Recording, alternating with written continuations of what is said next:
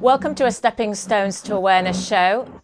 I'm Caroline Stevens, and today I've got part 2 with Alan M. Dransfield.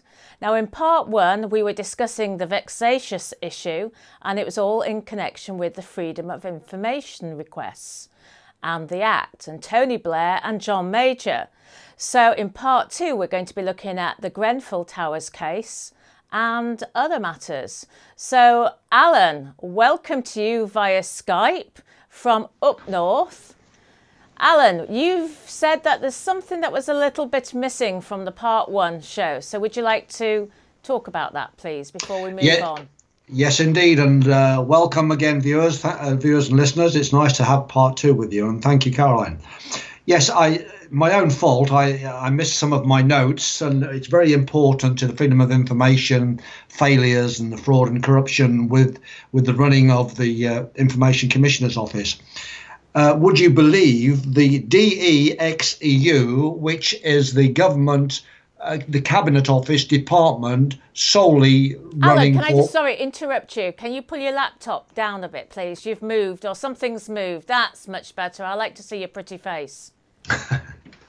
Okay, that's lovely. Thank you. That's much better. Yeah. So the DE Exit group. Yeah, the DEXEU are the government Cabinet Office department that are solely responsible for Brexit.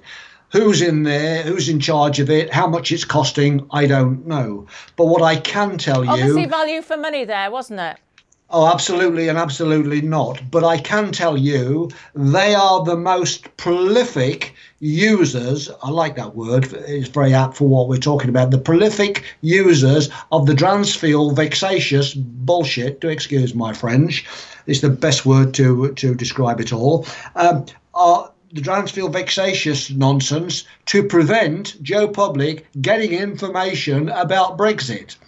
And there was a letter. The guy's requested name is John Roberts. Where he lives, I don't know.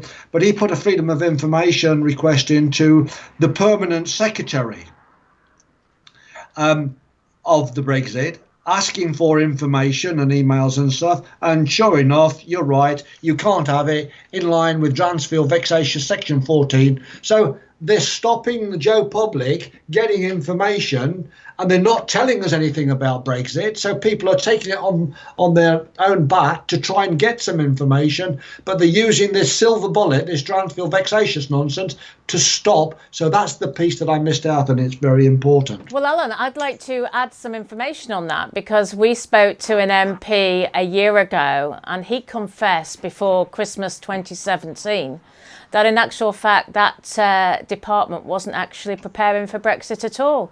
So that's why I mean it's not very good value for money, is it? Oh, absolutely not. But, and maybe that's the reason why they're using the vexatious situation. Yes, but I would remind viewers and listeners that Section 77 of the Freedom of Information Act, and it is an imprisonable offence if people block or avoid information by false terms, then it's jail and porridge time. And without a doubt, it's jail and porridge time for Elizabeth Denham, Richard Bailey, the chief lawyer at the Information Commissioner, and Christopher Graham, the choir boy psychopath. They need to be locked up, as far as I'm concerned, because they are lying and cheating this vexatious nonsense. But we'll go on to the second subject now. Okay, the second. Are we going on to Grenfell Towers? Yes, we are indeed. I believe that I have the evidence which is in the public domain. The recent deferral for a year now is part of a wider conspiracy, I believe, to let Joe Public's memory fail. But I have written to the Sir Martin Moore Bick. I sometimes make a spelling mistake there, and I think it's a more appropriate the spelling mistake. That's beside the point. And he has not had the courtesy to even respond to me. And I have claimed to him that the public inquiry has actually been operating in a legal void for all this time. Now, that is a very serious allegation, and I put my hat on. If I'm in charge of that public inquiry and I receive a letter from like that, I would want to respond to the guy, dear Mr. Bloggs, thank you very much. What's the problem? And the problem is the reason that the public inquiry has been operating in an illegal void is because there has been no what is called an interim fire report.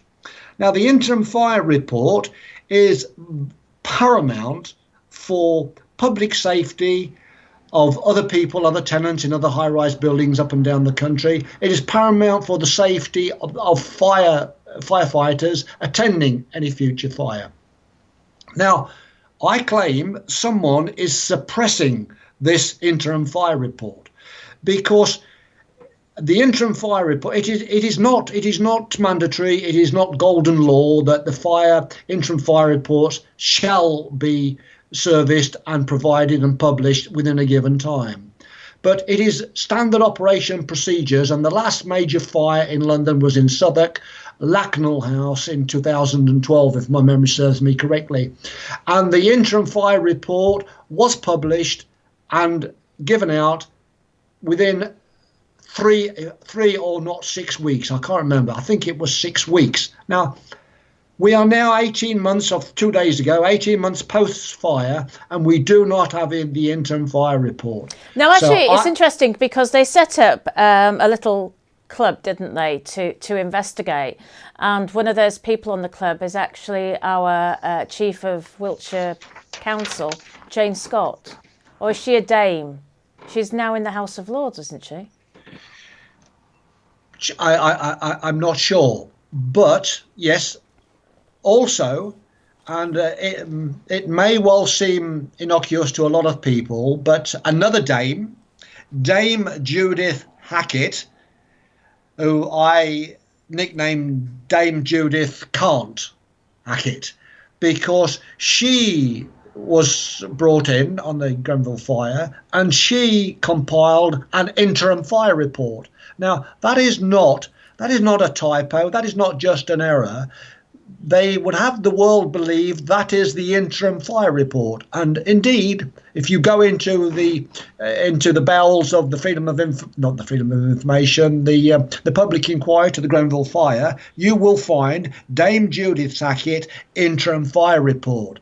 Now, that, to my mind, is mis and disinformation. It is deceit, because she is not authorised, she is not qualified to make the interim fire report. Only the London Fire Brigade can or should make this interim fire report.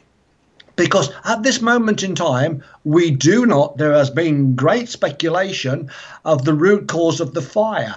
But until that interim fire report qualifies where the fire started, etc., etc., it is operating in a legal void, I maintain. And I have had people come back to me and say, oh, Mr. Dransfield, there is an interim fire report and it's by Dame Judith Hackett. I have to tell you that is completely and utterly not an issue with the root cause and the safety issues.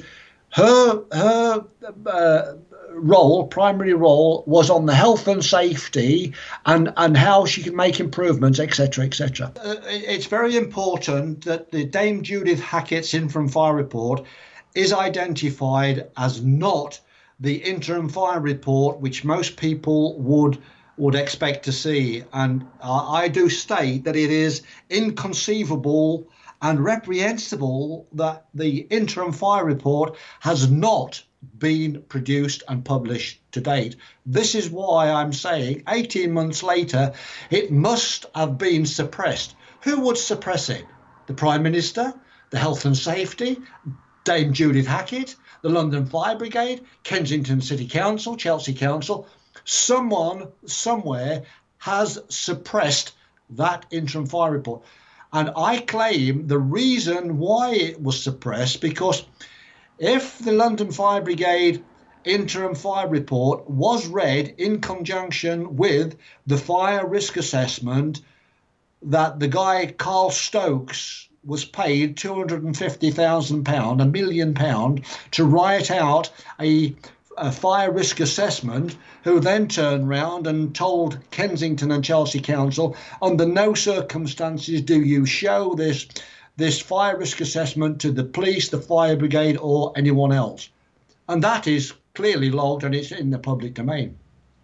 Why would the guy who wrote the fire risk assessment give these instructions if it wasn't to fraud? Why would Kensington City Council pay out £250,000 for a fire risk assessment that would cost no more than 5, 10 single figures £1,000s? So someone somewhere is suppressing the fire brigade's fire report. Well, this Grenfell Tower situation opens a can of worms, doesn't it? I know that 5-6 are all over that particular area and have been for a very long time. They're keeping eyes on the people there. So, and also the charities who's been collecting goods and money on behalf of the victims. There are question marks there as well. Those questions need to be answered at some point. So what else can we say about the Grenfell Tower case, or shall we link this with other cases? Well, absolutely. But because there has been some serious fires nationwide that have always had a interim fire report.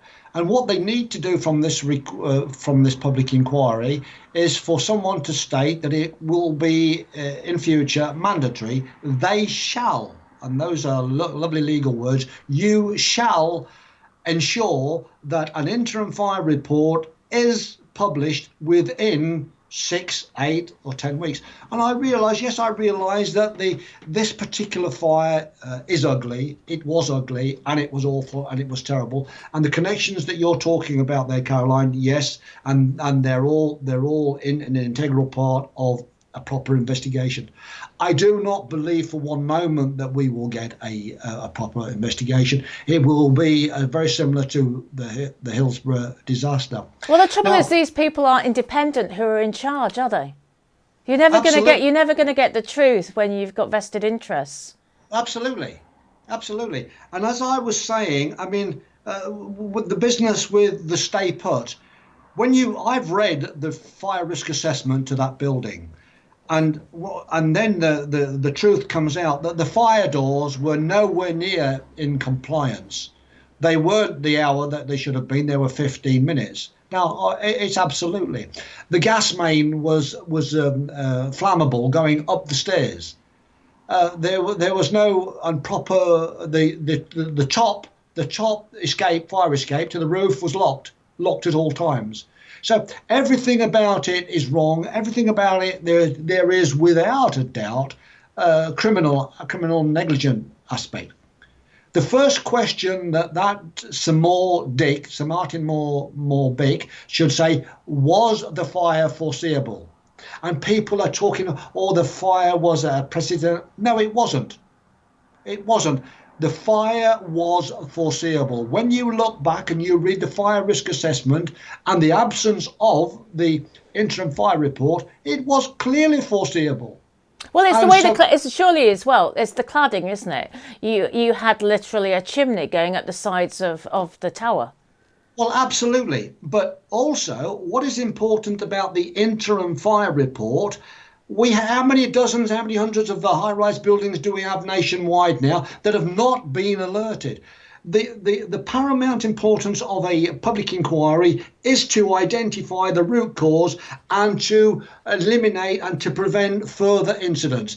How can they possibly do this 18 months post-fire and the root cause is not known and the interim fire report has not identified the root cause?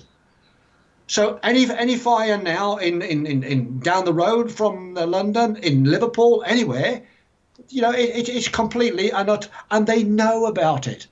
They know that this fire cladding, and also later on we will talk about lightning protection. So there's a possibility that these fires can be started by a lightning strike because it is a flammable material. All you need is a match. Lightning is well known as God's match. That will give you the source. Bang, you got a fire. And we don't know the source, the root cause of this fire. It has been said it was flat 16A on the fourth floor, which, incidentally, the London Fire Brigade was supposed to be and purportedly attended a fire 5 hours before the main fire. Well, if that's the case, we should know this. It should be well reported. And if the fire and the London Fire Brigade had attended, what happened to this fire then, the fridge fire? Did they plug it back in? Did they? Of course they wouldn't. If the fire brigades have been there and put a fire out on the fourth floor, and now they're saying that is the root cause, someone's telling fibs. Wasn't there a time delay there at the beginning? There was a slight time delay, but from my understanding of the reports and what I've read, I've listened and watched a lot of the reviews. The first call went in at 1:05 in the morning for fire assistance. Now, if the London Fire Brigade had attended at 7 o'clock the previous night, which it is 5 hours on, now, and that fire, which they attended at 7 o'clock or 7:30 in the evening, in the early evening of the same day, but in actual fact, the fire was at 1:05, that's 1 hour into the next new day, there's something awfully wrong. And there's something awfully wrong that the general public, and more importantly, the public inquiry doesn't know the root cause. So it's operated in a legal void. Ditto for the Metropolitan Police Force in criminal investigation, which is ongoing, we're told about. They're looking into criminal investigation. They're looking at this, they're looking at that. The first thing the Met Police need to do is to say, hey, hang on, where is the interim fire report? Not the bullshit that Dame Judith Hackett released into the public domain. So was this an act of deception by Dame Judith Hackett? Oh, here's my report, the interim fire report. And when people look at this, they think, oh, it's an interim fire report. It is not the interim fire report. I don't call it because it's confusing people. Call it the health and safety fire report, call it what you like. But I appeal to listeners and viewers, that is not the interim fire report. And it is criminal to say that it is. Well, I can put something out on Facebook to start the conversation off. And that's what we need a joined up approach now, don't we, to put the government to account. I mean, we need to eradicate the MPs if they aren't adhering to what they're supposed to. They're supposed to be protecting the public. They're our servants, aren't they? Or are they? Well, absolutely. But they treat us as serfs, as ignoramus. And we pay their salaries, and absolutely right. They need to, we've got a system where so many court judges now. There was one only a few weeks ago that he got caught asking for cash, and he got banged to rights, asking for £8,000 before he considered the case that was on a hearing before him on that day. We have 98% of QCs that are not authorised to conduct litigation. We have a prime minister that thinks she's God. So when you wrap up, this is not some old vexatious fart from Boston up north claiming this. These are well-known facts. Well, you see, you've just had the recent support for Theresa May, but the majority of the people who are supporting her are people that would actually lose out their roles within government if she went and somebody else replaced her. So most of the backbenchers didn't want her staying as leader. But of course, as we know, it's not the Conservative Party members that actually vote her in and appoint her. It's Remain sponsors. It's allegedly Serena Rothschild even. So there's no control. It's these 13 most powerful families that seem to rule the world, rule our parliament. Without a doubt, and the third world order, the new world order, is definitely in control here, and this is the problem they've got in the States, because I take a very deep interest in what's happening in the States, and I do believe that it's starting. They're going to be starting the swamp pumps any moment now, and the truth will come out there, and it will be appalling what has happened. And it's also, and I've heard you mention it before, Finchley Road is all integral part of it. Paedophilia, international paedophilia, is all connected to it. And this is why it is us versus them. To my mind, paedophiles should be shot. I'm sorry, I have got no hesitation. If you're caught with paedophilia, that's it. Well, I mean, Finchley Road, for the viewers who've not heard of Finchley Road, this is an address where lots of well-connected MPs, politicians, business people, probably judges as well. They've got shell companies out of Finchley Road, and it's just an eggshell. It's hard on the outside and nothing inside. So it's a way of basically laundering money. So what chance do we have? We're not going to get, we need to hold these MPs to account, and these matters need to be investigated. I mean, I was interviewing the police crime commissioner for Thames Valley this morning. He was unaware, I think, of Finchley Road. So he's now going to Parliament to take my case with him, and let's see how far we get. But we've got to put pressure on these people. We need to be writing to our police crime commissioners, because the Thames Valley Police Crime Commissioner will be speaking to the Wiltshire Crime Commissioner, and so on. So they need to form a network and start putting pressure on our government. Absolutely, and well said. And, this is why the Freedom of Information Act is so important. If we lose the Freedom of Information Act, which it looks likely is happening, and also the Data Act, I put in a subject access request to the Supreme Court and the Scottish Information Commissioner 2 months ago, and I got it back within a matter of 3 weeks, all done, all dusted, fine, and I was satisfied. I put in a subject access request to the Information Commissioner, Elizabeth Denham, 6 months ago, and she came back and said, you can't have it, you're vexatious and you're manifestly unreasonable. And could you remind people who missed part one, what does vexatious actually mean?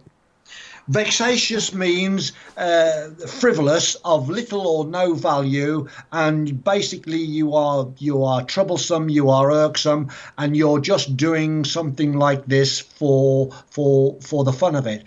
And what must be recognised, vexatious and a vexatious litigant is completely different in the realms of the Freedom of Information Act.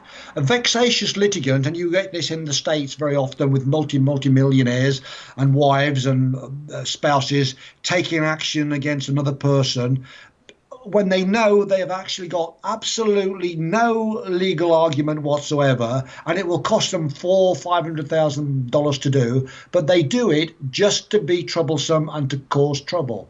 Now, that is not the case in Freedom of Information law. There is no such thing as a vexatious litigant.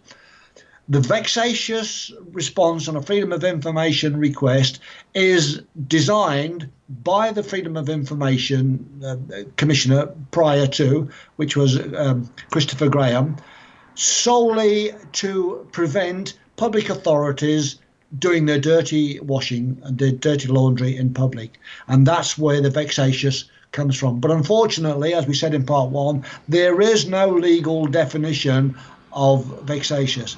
And to save the Freedom of Information Act and the Data Act, we need to get the vexatious definition sorted out and clearly defined. And we won't do that while we've got a Tory party chief whip in charge of the Freedom of Information Act. Now, are we talking about John? Oh, John, no, we're not. We're talking about David Lidington, are we? David Lidington. David Lidington is the Secretary of State for the Cabinet Office, and the Duchy, the Chancellor for the Duchy is the Queen. And he's got sole responsibility, which completely is utterly wrong. And I'll give you another It's interconnected with the Grenfell fire. Stockport Council, one of the most corrupt councils in the UK, and the leader of Stockport Council is a guy called Alex Gohantis, Goantis, Alex Gohantis, and he is the leader of the Labour Stockport Council. Would you believe he is also a full-time employee of the Information Commissioner's Office? No. Conflict of interest or what? Absolutely. Absolutely conflict of interest. And he is the guy that's signing off on this vexatious crap. You couldn't make it up, could you? And also, the Freedom of Information policeman, Information Commissioner, Elizabeth Denham, she is obligated, she is mandatory for, I claim, all the senior managers from the ICO to have put and publish their registry of interest because they are a public authority. If you go on the ICO website, you will find the public registry of their interests are for 7 people only. 7 people, and Alex Goantis is not one of them. But if you go onto the Stockport website, you will find his register of interest. And Elizabeth Denham, for the first 6 months of her tenure, did not fill out the register of interest. It wasn't until I started banging the drum against her and accusing her of fraud that she filled out the register of interest. It is diabolical. Who do these people think they are? They bring this woman from Canada. Why did they bring her from Canada? There was lots of people available. I could do. Yeah, but you could say that. Sorry to interrupt, Alan, but you could say that about Mark Carney, couldn't you? Bank of England. Why is it that George Bilderberg Osborne recruited Mark Carney, ex-Goldman Sachs, to run the Bank of England? He's from Canada.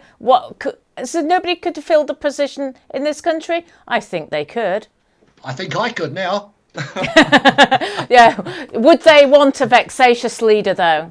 But the thing is, if we do not remove this vexatious nonsense, we will lose access to the Freedom of Information Act, and it's looking very likely the Data Act, which is your subject access requests, because they're using the vexatious nonsense on there as well, and the manifestly unreasonable on there, and also on the Environmental Information Regulations 2004, they're using the manifestly unreasonable, not the vexatious on there. So what they're doing is they're making it nearly impossible for you, me, and the general public to seek and gain information for whatever purpose you need, and that is a very serious situation to be in for the United Kingdom. Especially look at Brexit. If you want information, you'll not get it from there because they're using the Dransfield vexatious silver bullet. Well, we know that they're not doing anything there anyway, and there's no way we're getting Brexit. So it's about time that these disinformers disappeared, because we've got so many people say, oh yeah, we're getting Brexit. No, we're not. And they don't. We shouldn't be giving them any credence at all, should we? Absolutely not. And my favourite saying, and I hope you don't mind me repeating it on this show, we are dealing with lying, thieving, cheating scoundrels across the nation. And I'm not saying that every jack man of them is corrupt, but what I am saying is 99% of officials are corrupt. And we need to make a stand. Otherwise, we're going to be in stump. Well, what is it? If you look the other way, you're just as complicit, aren't you? Absolutely, and that is in law. It's willful blindness, and I'm making a lot of noise about corruption, but I can give an alternative, and a wonderful alternative would be the introduction of the Nolan principles. And for people out there that are not familiar with the Nolan principles, I ask you and urge you to do a Google search. And it is very clear there are 7 steps of honesty, integrity, etc., etc. And if they were followed by these public officials, it would be fine. It would be. We would live in I am very concerned with all this dishonesty and disinformation. They can take us to war, which they've done in the past, and we can't hold them accountable. Three key words, and they're always using it, and I use it as well: transparency, accountability, and security. Yes, very fine words indeed, but they must be seen to be working, in my view. And if they're not seen to be working, and they ain't working at the Attorney General's office, the Home Office, Theresa May's office, the Brexit office, the Information Commissioner's office, the Devon County Council, the Nottingham County Council, Stockport County Council, you name it, it's not working. Well, there's something called, I don't know if you've come across, but there's something called the Integrity Initiative. And apparently since 2015, Theresa May and, well, I suppose Cameron as well, they've been spending £100 million designated for a 5-year period to disinform the public about the threats posed by Russia. I mean, who's paying for this? You are. I am. Well, I'm not, because I'm retired now. And Theresa May, she fits right at the top of the bracket that I'm talking about, the cheating, thieving scoundrels. Don't forget, Theresa May visited Grenfell Fire 2 days after, and she cried in the street, "Oh my goodness, this is terrible. I will leave no stone unturned. I give you my promise." If there's people that has done this... Exactly. It's crocodile tears, isn't it? Absolutely crocodile. She's a fraudster. She was in charge of the contaminated blood coming into this country. Thousands of people died. She is responsible for the Hillsborough. She is responsible for the Brexit. She is responsible for the Windrush. The Windrush, where thousands of people, British citizens, have been denied their legal and right. So. Oh, I give you something else to add to that list. She is to do with the European arrest warrant in 2014 when she was the Home Secretary.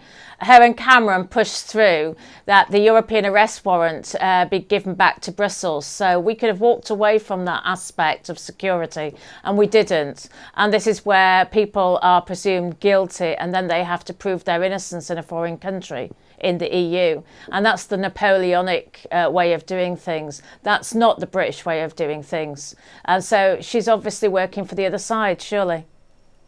well, if that's the case, then let's hope we stay in Europe. A fifth columnist right from the top. Well, she did vote for Remain, didn't she? And then, of course, she was put in as to replace Cameron. Well, it was just comparing apples and apples. You're just replacing an apple with another apple. Yes. Or a Muppet with another Muppet. Oh, well, that's more like it. What I can't understand on this Brexit, and I don't profess to have the intelligence to fully understand it, but why can't, my question to the listeners, this is a divorce. Say to them, oh, we're divorcing. It's not worked out after 40 years, 42 years, whatever it is. Oh, and by the way, the £40 billion settlement, you're not getting that. We are now by ourselves. Goodbye. And that's the end of it. How many hundreds of millions of pounds has this Brexit cost over the last 2 years? How much is it costing on a daily basis? That's it. Pull the plug. Take the money. Alan, we were taken in against the Bill of Rights of 1688-89, where we're not even supposed to be ruled by a foreign power. And people will argue the toss with you and say, oh, we're not run by Brussels. Yes, we are. 80% of our legislation has been rubber stamped. It's come in from Brussels. And so we weren't even taken in with a mandate. And so we're not even technically in the EEC. So all these MPs who say they know about common law and talk about Rule Britannia and the Magna Carta, they also know in their heart of hearts that we're actually not signed up. UK corporation might be, but the British public are not signed up to this marriage, this fake marriage. And we even if you acknowledged that we were taken in legally, which we weren't, a group of peers came out with a report last year and said we do not have to pay them a penny. End of. Absolutely. So what they're saying, they're agreeing with me, we'll keep that 40 billion.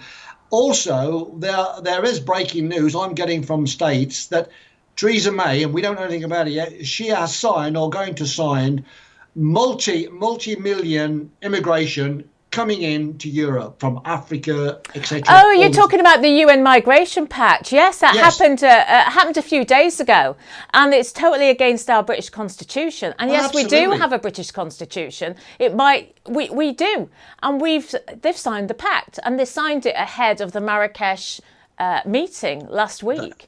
And it's just incredible, isn't it? You couldn't make it up. And why would we want to belong to an organisation in the EU that have not once, not twice, not at all made their books available or audited their books or cleared their books? Well, they've never been clean for 20 years, have they? They've never balanced.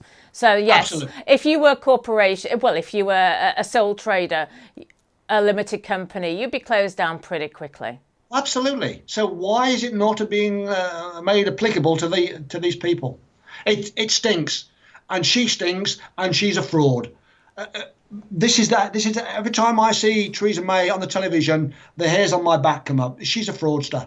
Well, let's not forget that when we went into to Syria a few weeks ago, her husband is actually going to benefit. He did benefit with the share interests. And this is where, it comes back to something I've been banging on about, if you like. We can't have these people entering Parliament, themselves and their immediate family have invested interests. No. They have to go in clean. Absolutely, and this must be on their register of interest, because register of interest is not just for the key person, Elizabeth Denham, Mrs. May, or whatever. It's spouse as well.